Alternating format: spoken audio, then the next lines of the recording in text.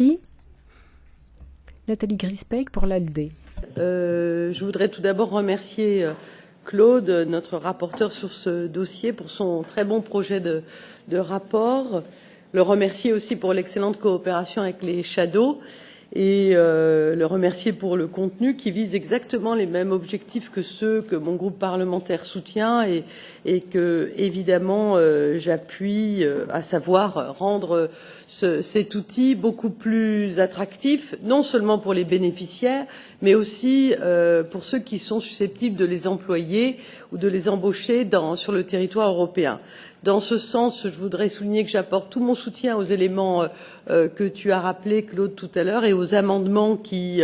visent à assouplir la directive, visent à rendre la mobilité inter-État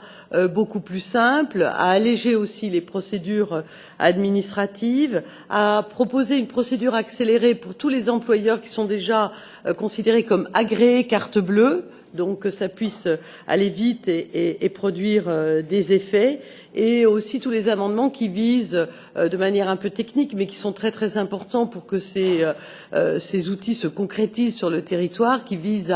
un peu à clarifier et à rationaliser les procédures de refus, de retrait, etc. Je partage aussi ce que tu as évoqué en introduction, en présentation du projet de rapport, la nécessaire suppression progressive des régimes nationaux de carte bleue dans les différents États membres et de délivrance de titres de séjour pour tous les emplois hautement qualifiés et qui sont tous,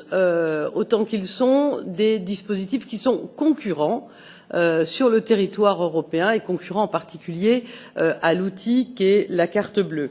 Mais j'aurais préféré quand même sur ce point-là que nous ayons une affirmation beaucoup plus nette et plus claire de la suppression que l'on souhaite et du caractère un peu plus contraignant à l'égard des États membres, puisque si nous révisons la carte bleue, c'est bien parce que rien n'a marché comme prévu et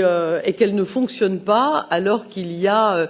donc des choses à faire dans ce domaine. Il faut bien reconnaître que l'existence de ces dispositifs concurrents nuit et porte ombrage, c'est le moins qu'on puisse dire, c'est un euphémisme, à la mise en œuvre en perspective de la carte bleue. C'est-à-dire que c'est une des raisons principales de l'échec, c'est-à-dire des dispositifs concurrents. Et pour ma part, comme européenne, j'aspire à ce que nous ayons le plus souvent possible des outils qui soient harmonisés entre les États membres qui semblent être d'accord autour de la table pour les créer. Et une fois qu'on est au pied du mur, eh bien, créer des dispositifs qui se concurrencent les uns avec les autres. Et je regrette aussi que le rapport n'aille pas plus loin dans l'élargissement du champ d'application de la directive. Tu as un petit peu soulevé le voile à l'instant dans la présentation.